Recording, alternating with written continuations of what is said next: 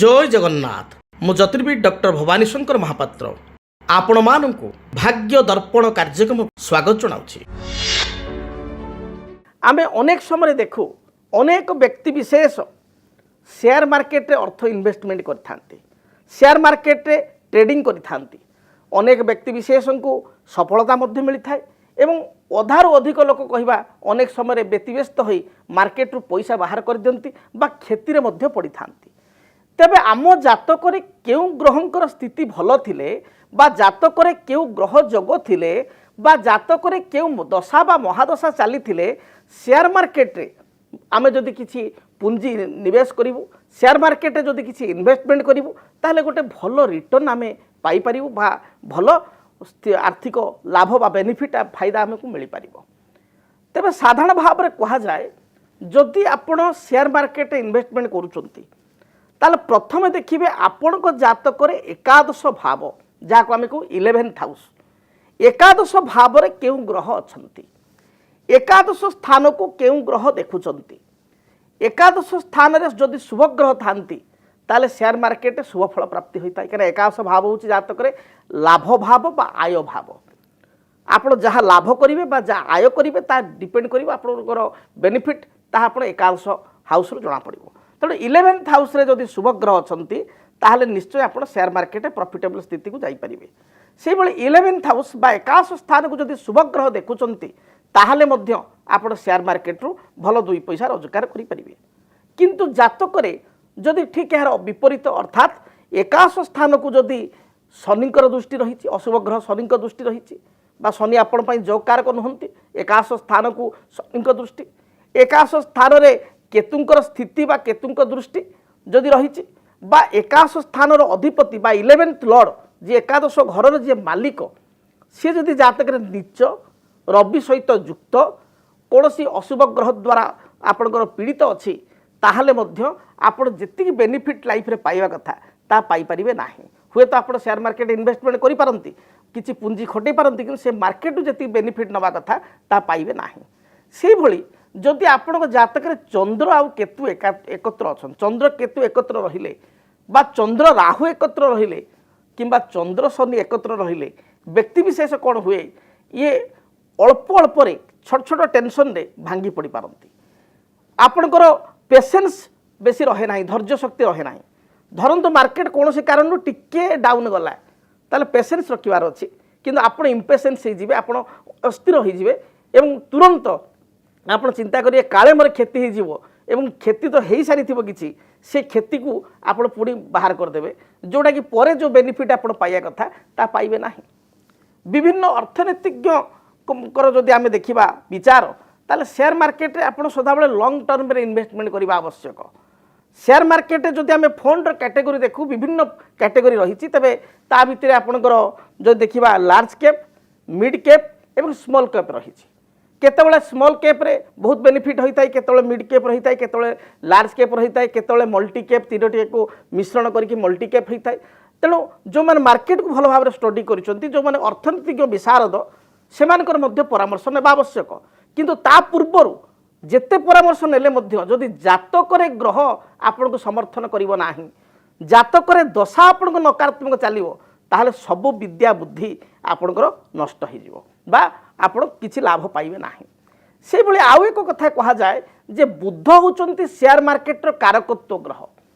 जदि जातक बुध जनकर द्वितीय स्थान रे धन स्थान रे थाए, जदि जातक बुध जनकर एकादश स्थान बा आय स्थान रे थाए, जदि जातक एकादश स्थान को एकादश स्थान रे बुध थाई बृहस्पति दृष्टि रही थाए ताहले जड़े शेयर मार्केट बहुत मालेमाल हुए बा बहुत लाभ बा बेनिफिट मध्य पाई थाए।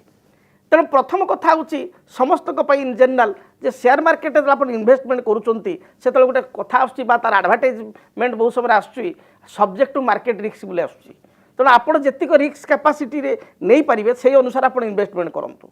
आपण सदाबले गोटे कथा कहा जाए आपणकर जो एज अच्छी एवं जो एज रे आपण जो लाइबिलिटी अच्छी आउ जेतिक आप सैलरी पाउचंती ताकू आधार करिकिरी आपण किछि खर्च को कम करिकिरी आपण से हिसाब रे किछि इन्वेस्टमेंट कले एटलिस्ट प्रत्येक मनीष ତା ଜୀବନରେ ଯଦି 30% ସେଭିଂ କରିବା ଆରମ୍ଭ କରିବ ବା 30% ସେଭିଂସ୍ କରିକି ଯଦି SIP କରିବ ଲଙ୍ଗ୍ ଟର୍ମ ପର୍ଯ୍ୟନ୍ତ ଧୈର୍ଯ୍ୟ ରଖିବ ତେବେ ନିଶ୍ଚୟ ସେଥିରେ ବେନିଫିଟ୍ ହେଇପାରିବ। ତାପରେ ଆଉ ଗୋଟେ କଥା କୁହାଯାଏ ଶୁକ୍ର। ଯଦି ଜାତକରେ ବୁଧ ଶୁକ୍ର ଏକତ୍ର ଅଛନ୍ତି, ଯେଉଁମାନଙ୍କର ବୁଧ ଶୁକ୍ର ଲଗ୍ନରେ ଅଛନ୍ତି, ବୁଧ ଶୁକ୍ର ଏକାଦଶରେ ଅଛନ୍ତି, ବୁଧ ଶୁକ୍ର ଆପଣଙ୍କର ଧନସ୍ଥାନରେ ଅଛନ୍ତି, ସେମାନଙ୍କର ମଧ୍ୟ ସେୟାର ମାର୍କେଟରେ ଯଥେଷ୍ଟ ବେନିଫିଟ୍ ହୋଇଥାଏ, ବହୁତ ଲାଭ ମିଳିଥାଏ।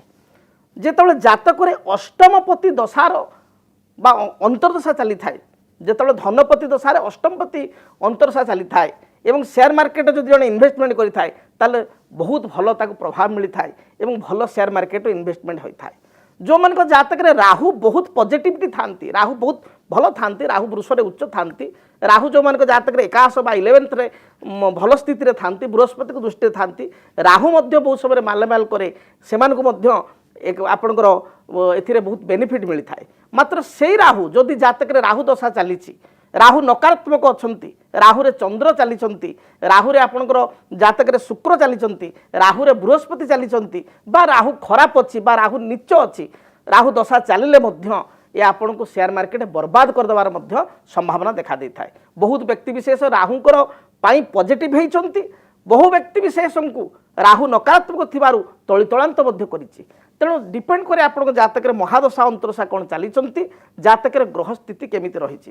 ତେଣୁ ସେୟାର ମାର୍କେଟରେ ଆପଣ ଯେତେବେଳେ ଇନଭେଷ୍ଟମେଣ୍ଟ କରୁଛନ୍ତି, ପ୍ରଥମତଃ ଯେଉଁ ପଇସାକୁ ଆପଣଙ୍କ ଦରକାର ନାହିଁ ଲଙ୍ଗ୍ ଟର୍ମ ପର୍ଯ୍ୟନ୍ତ 5 ବର୍ଷ 10 ବର୍ଷ ପର୍ଯ୍ୟନ୍ତ ଆପଣ ଇନଭେଷ୍ଟମେଣ୍ଟ କରିପାରିବେ, ମଝିରେ ତାକୁ ଆବଶ୍ୟକତା ନାହିଁ ବାହାର କରିବାର, ତାହେଲେ ଆପଣ ଇନଭେଷ୍ଟମେଣ୍ଟ କରନ୍ତୁ।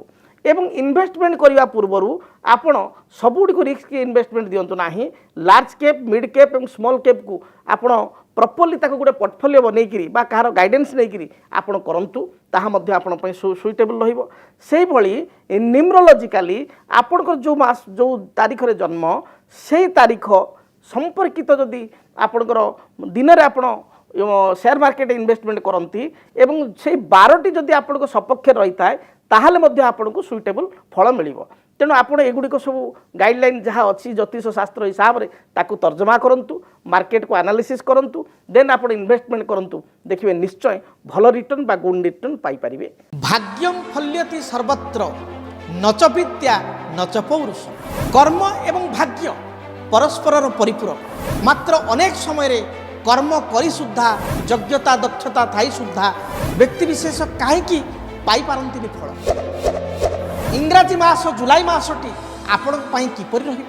ମେଷଠାରୁ ମୀନ ପର୍ଯ୍ୟନ୍ତ ଦ୍ୱାଦଶ ରାଶିର ଆପଣମାନଙ୍କ ପାଇଁ କର୍ମକ୍ଷେତ୍ର, ପାରିବାରିକ ଜୀବନ, ଆର୍ଥିକ ସ୍ଥିତି, ବ୍ୟବସାୟିକ ଜୀବନ, ଦାମ୍ପତ୍ୟ ଜୀବନ, ସନ୍ତାନ କ୍ଷେତ୍ର କେମିତି ରହିବ ଜାଣିବା ପାଇଁ ଚାହୁଁଛନ୍ତି କି? ତେବେ ଦେଖନ୍ତୁ ଜୁଲାଇ ମାସର ମାସିକ ରାଶିଫଳ ମେଷଠାରୁ ମୀନ ପର୍ଯ୍ୟନ୍ତ ଆପଣମାନଙ୍କର ଦ୍ୱାଦଶ ରାଶିର ରାଶିଫଳ କେବଳ DTV ଓଡ଼ିଆରେ।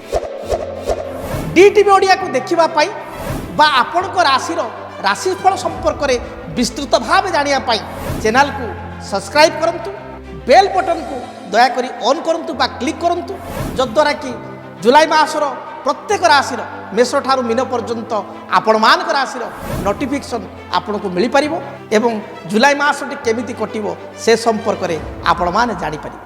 ଯଦି ଆପଣଙ୍କ ଜୀବନରେ ବ୍ୟକ୍ତିଗତ ପାରିବାରିକ ସମସ୍ୟା, କର୍ମକ୍ଷେତ୍ର ନିଯୁକ୍ତି, ବୈବାହିକ ସମସ୍ୟା, ବାସ୍ତୁଦୋଷ ଏବଂ ମାଲି ମକଦ୍ଦମା ଆଦି ସମସ୍ୟା ଥାଏ, ତାହେଲେ ସମସ୍ୟାର ସମାଧାନ ଓ ପରାମର୍ଶ ପାଇଁ ଆମକୁ ଯୋଗାଯୋଗ କରନ୍ତୁ।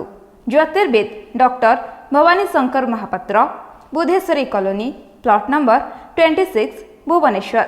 Phone number 9776833302 9439444924। ଆମର ୱେବସାଇଟ୍ www.srijagannathastro.com। DTV ଓଡ଼ିଆ ଦେଖିବା ପାଇଁ ସବସ୍କ୍ରାଇବ୍ କରନ୍ତୁ ଏବଂ ବେଲ୍ ଆଇକନ୍କୁ ମଧ୍ୟ ଦବାଇ ଦିଅନ୍ତୁ।